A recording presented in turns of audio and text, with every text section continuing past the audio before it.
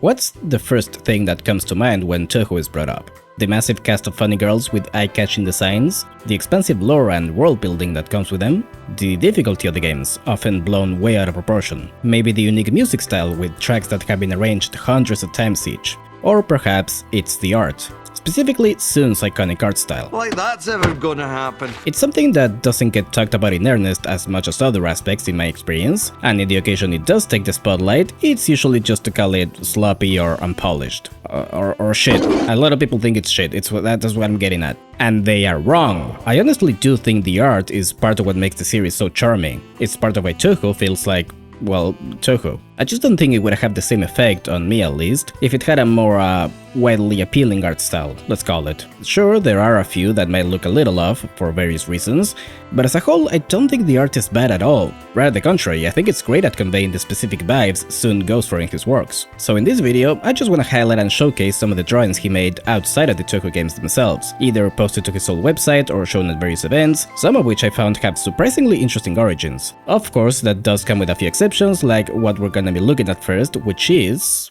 highly responsive to prayers. No, like the box art. That's Reimu.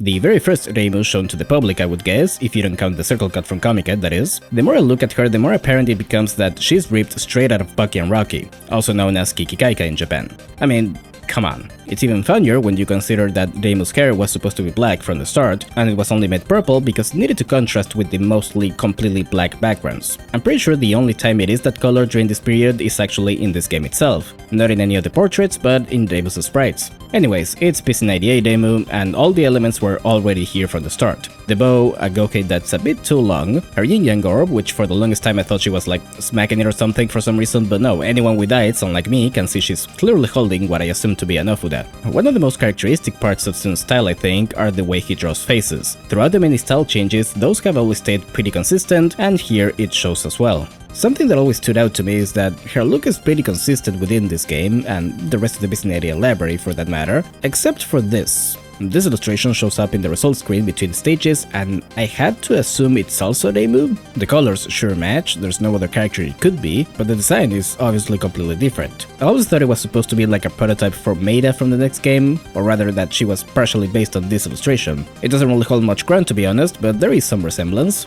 Moving on to that game actually, we have this box art featuring Reimu, newcomer Marisa, and Mima with the design she would become known for as opposed to the sailor outfit she had in the last game. Not much to say here, I love Mima doing that thing with her hands like the cartoon villain she is, and this is the only game where Marisa has red hair. And pointy ears, as seen in the endings that I can show to you, go look it up if you want. Actually, the hair in particular is pretty inconsistent in this game. The box art does look pretty much like her current iteration with her hair tied up, but in-game that's just not there, and it even seems to be a bit shorter. Maybe ZUN couldn't get it to look properly since the sprites are so small, who knows. Her outfit also used to be purple, probably for the same reasons as Reimu's hair. Though later, in Mystic Square, her portraits do feature her with a black outfit with purple only used for the highlights, but her sprite is still purple. Also, she used to have a wand instead of a broom. Now, ZUN went through a phase where he made the eyes way too big, and we'll see more of that in just a few minutes. I don't think it looks bad, mind you, but it is probably the biggest deviation his style has had. I did say the faces were pretty consistent for the most part, and that is true, except for this very short period. I don't have much to say about these last three, by the way, they are pretty cute scenes, though I can't help but notice that Reimu's hair is not tied up at the back anymore.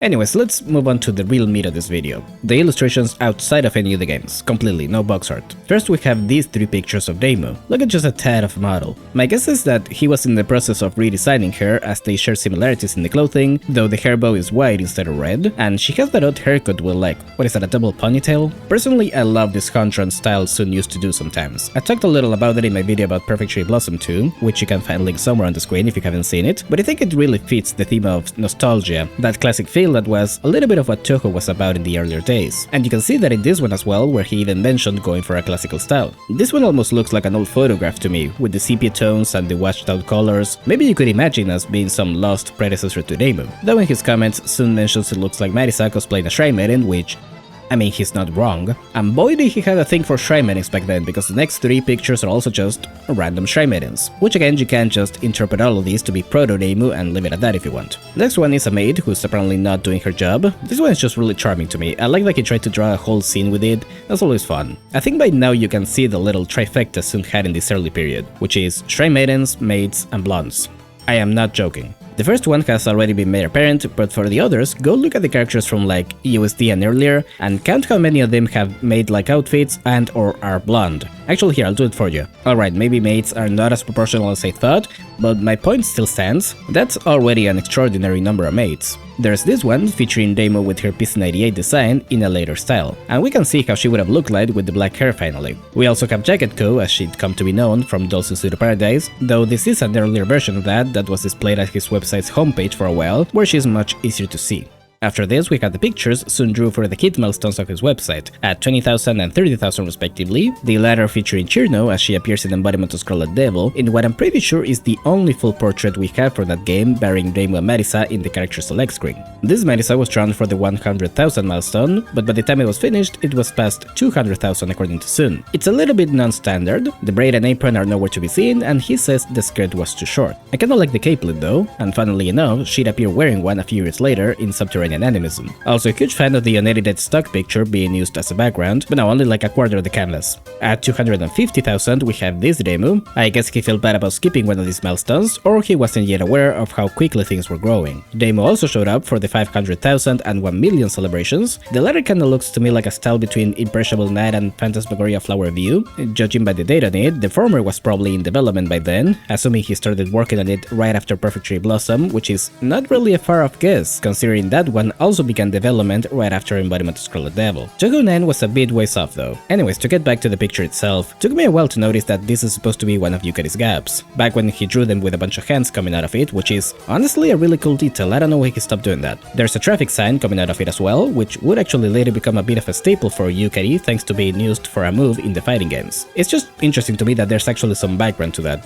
For 2 million we have Marisa again. I don't have much to say about this one other than I really like it. Once again, seemingly missing the braid though. I wonder if ZUN was indecisive about that part of her design. 3 million hits featured Sakuya with red accessories instead of green, and finally in the 4 million one we have Demo once again, and this picture is just great to me. The big kinda puffy skirt, long goki represent, the big insect-like eyes coupled with that knowing smile, her little booties. There's just so much whimsy going on here, and paired with the somewhat faded style, it's just a very pleasing picture to look at for me. Once again, it looks a little bit like a photograph. So we are finally done with the website illustrations, but there's quite a bit to go still. And I'm gonna start skipping more freely now, because a whole bunch of these aren't really that interesting. Like, I'm not gonna be talking about ZUN's Gartic phone drawings, even though some of them are really good.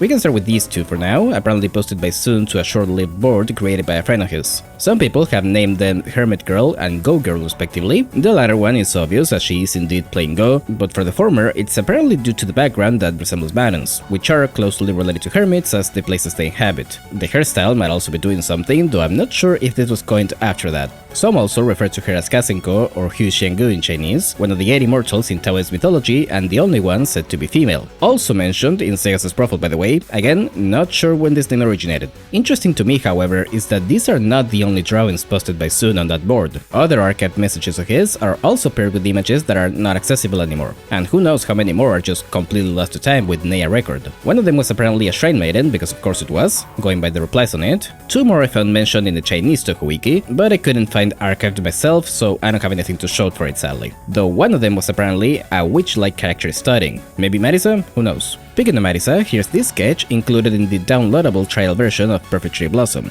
Somehow I completely missed this when talking about the trial. It's a pretty standard Marisa, if noticeably more frilly than usual. I don't know why she's got them books hanging like that though.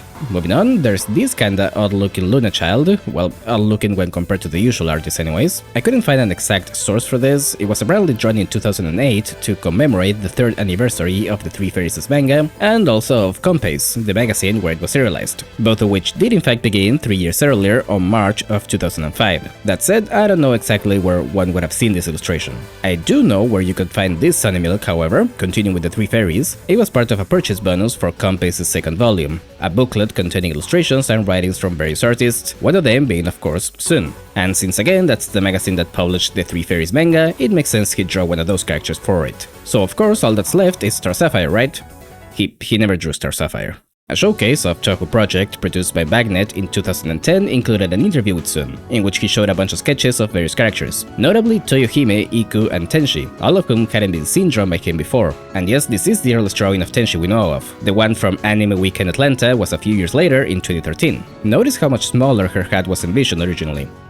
Of course I'm focusing on Tenshi again. From that same interview, there's also the sketch of Yukari explaining a few details of her design introduced in Imperishable Night and the material missing power. Apparently this being her battle outfit. And finally there's this quick sketch of Marisa drawn especially for the occasion. Now for one of my favorites, I get to talk about Birko. She was contributed by ZUN for the Akihabara Beer Fair held semi-annually until 2014. It seems he drew a new illustration for each event, and for this reason there's quite a few of them, which funnily enough does make her one of the characters ZUN drew the most without counting the protagonists. Interestingly, you could also get a coaster at these events featuring the same illustrations. Here's the various circle cuts made for Comiket ever since the first event he participated in, with the very early ones sporting the amusement maker's name instead of Team Shanghai Alice, of course. Looking at them all together like this is kind of a really good showcase of how his art styles changed throughout the years. Well, at least until like Comiket 90, where he kinda stopped giving a shit. Of course I gotta point out the one for Comiket 62, which got adopted as the design for the scrapped character Rin Satsuki, and even remains as such years after being refuted by ZUN. More interesting to me right now, however, is the one that came right after.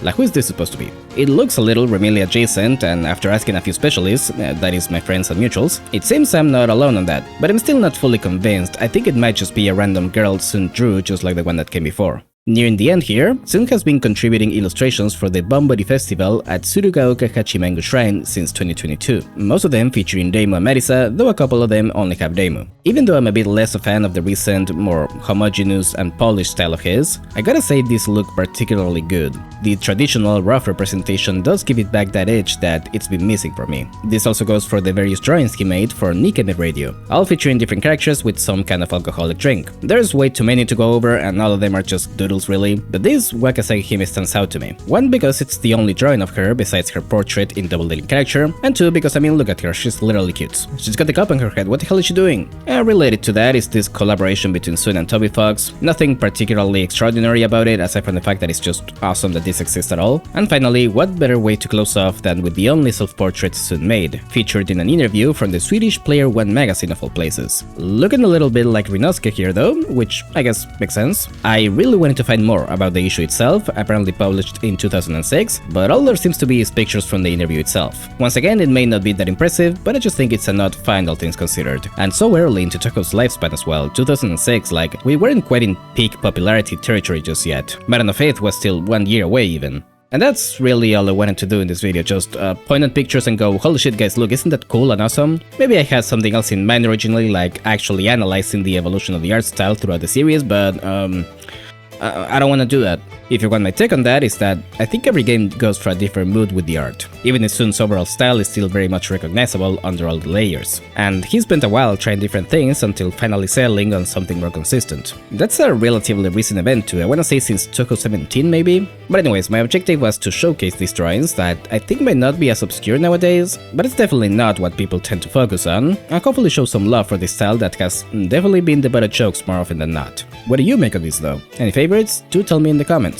Again, I had to skip a lot of them because there's no need to talk about every single picture. If you wanna examine them yourself, the Touhou wiki has, I'm pretty sure, a complete archive of everything that I showed and more. Link will be in the description as always. Some of them were also contributions from ZUN to various fanworks, but I figured that could be a topic for another day maybe. Special thanks to Tier 3 patron Spectre Skirt for supporting these endeavors, and as always, thank you for watching. Leave a like, subscribe, ring the bell, it all helps to support the channel, join the Patreon to see these videos early along with other perks, and just stop by my streams on Twitch if you got the time. I'll see you next stream.